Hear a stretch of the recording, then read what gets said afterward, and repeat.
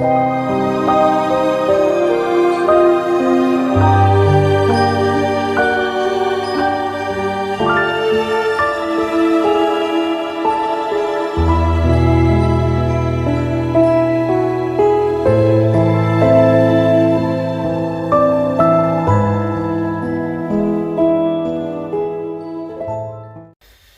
everybody. Well, what's going on in Florida? Well, it's not a pretty picture down there.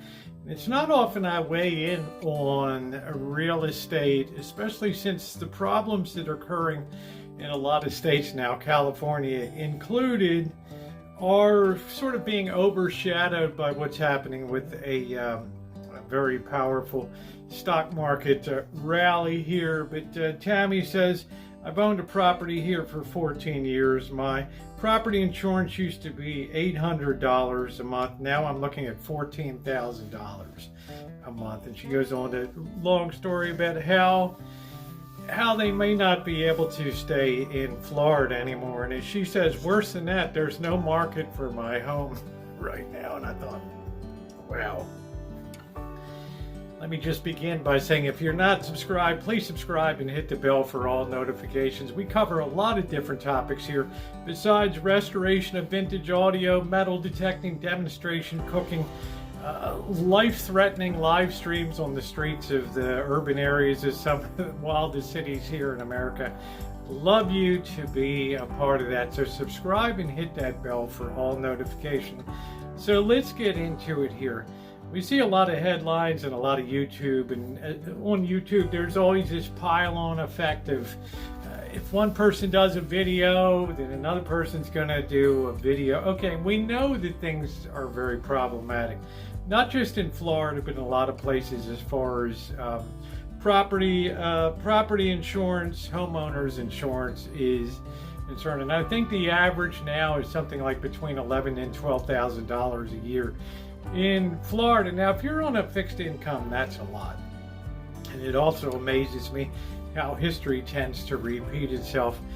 Some of you may be aware or read about the historic Florida land boom and building boom of the 1920s that was centered around Florida, and it was led to the building of a lot of very wonderful cities and properties there. But it all went bust because of over speculating, too much property hitting the market, too much flim-flam, too many scam artists, and finally was dealt a double blow of two terrific hurricanes that wreaked havoc in Florida. And some people think that activity may have been a precursor because of all the losses in what was to later reverberate in the coming of the Great Depression. Speculative fever reached so high in 1924, 1925 that people were buying what they call binders, which is an agreement to buy a property. They were buying these binders in the morning and then sight unseen a lot of times, and then selling them by afternoon for a handsome profit. This means just speculating on the future, and a lot of these properties were never destined to be built anyway, and the whole boom went bust, and it became a very disastrous situation. And in the Depression, Florida suffered mightily, and it had a pretty good out-migration of people at that particular time. Could it happen again? Well, we have a very strange confluence of events here. I'm not going to go in depth in each one of them. They're well cataloged on YouTube. But the question that Tammy had, what do you think the ultimate outcome will be? And the answer, spoiler alert, is the outcome that it always is, and something that I've talked about for years on here: the privatization of profit in America and the socialization of loss. We live in an economy where we manipulate winners and losers. Don't fool yourself, it's not a capitalist economy. It's socialist bordering on communist here. So let's tear into that a little bit, and what do I mean by that? It means you now have, in the month of June alone, over 50,000 purchase contracts were voided in Florida and in Texas. That means a lot of properties that were going to be sold aren't sold. In addition, we had the collapse of that condominium, Sunshine Estates or whatever it was. And when the engineers went in there, they were horrified to see that the salt air had gone in and corroded the rebar resulting in splayed concrete on a lot of these condominiums. And, well, it collapsed.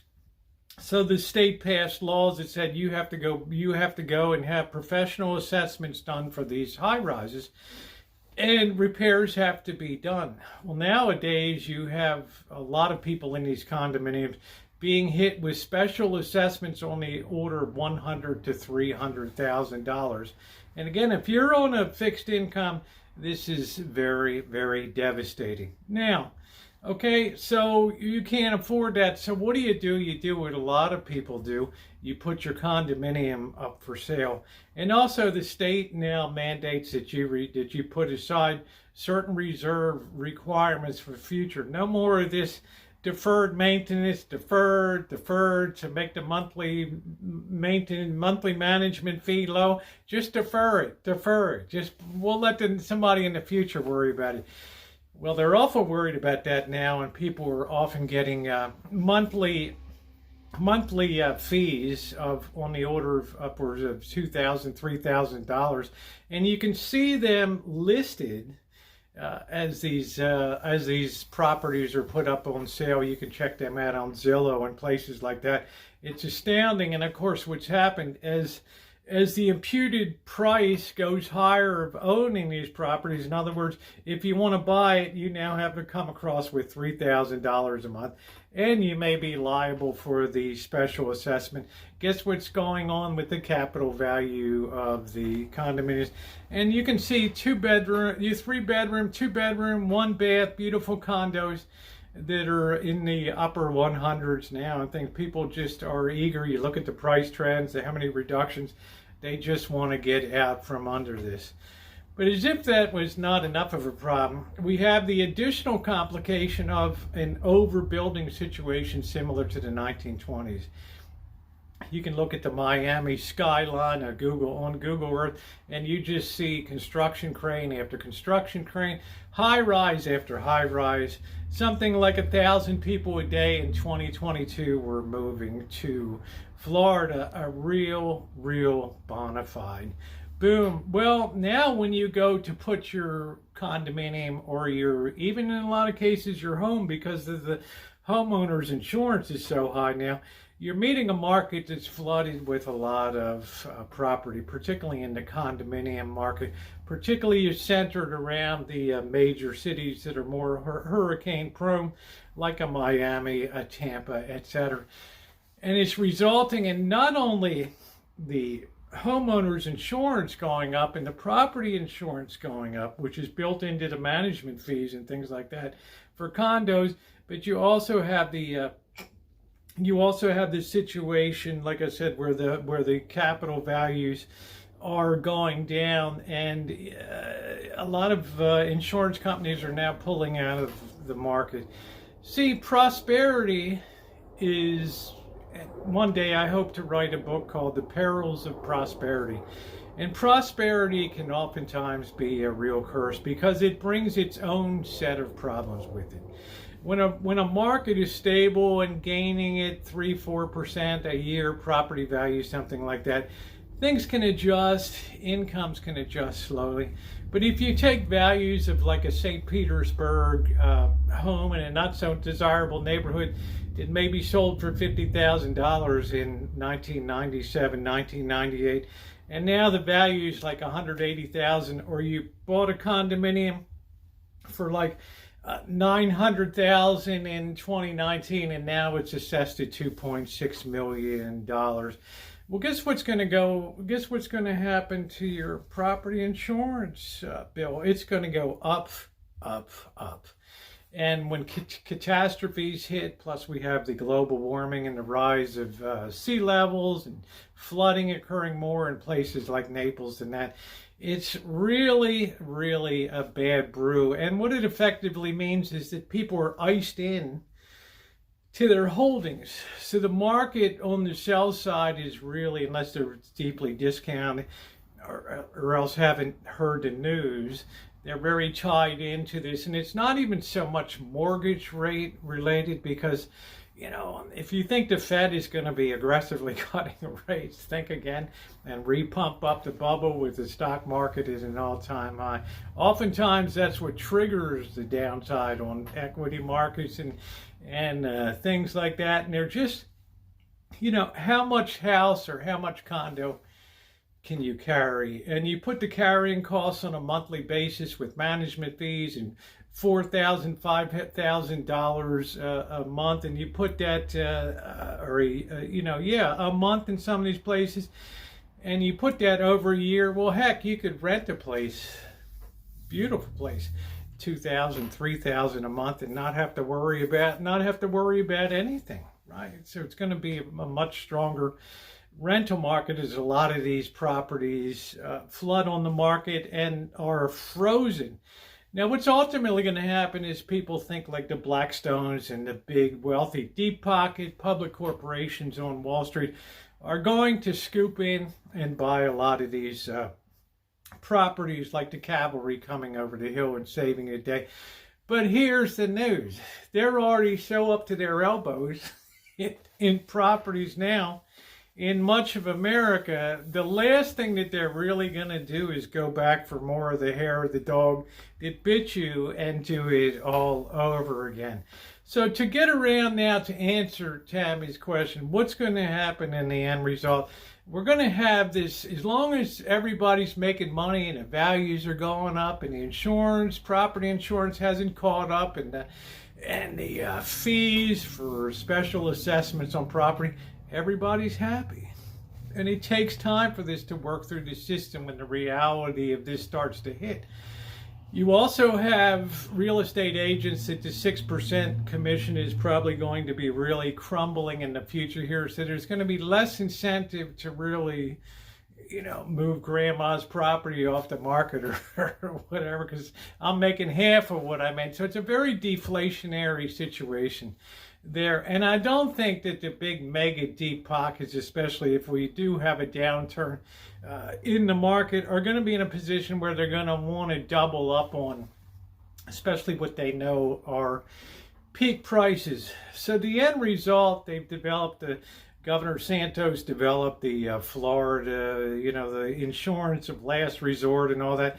And that's good to a point, but still that has to run on a par with private corporations. In other words, you can't undercut insurance companies. You basically have to find the market price of homeowners insurance and make sure you're at least charging that, or everybody dumps out of the private insurance companies and goes into the state one, accentuating the risk for the state in terms of a catastrophic event.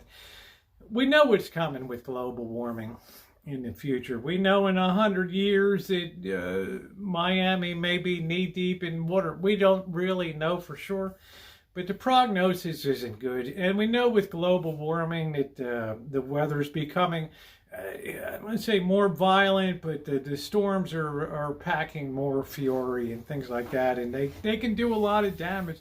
So you're basically standing there in a ring with your property, dodging and weaving, and hoping that you don't get hit. It's a tough situation, and sooner or later you're going to take one, and you're going to hit the mat. What ultimately is going to happen is what always happens in situations, and it's going to be something on the order of a federal bailout, some national program. Once again, we move more towards socialism and communism, with the government involved in more and more and more of our everyday lives here, directing it. You can have a national czar of insurance and things like that, because stuff is so out of control right now. The ramifications are going to go deep. Things don't play out immediately. It takes quite a while for things to percolate through the system till people understand what is going on. So be very cautious about a lot of things. Be very cautious at putting a lot of money in risk.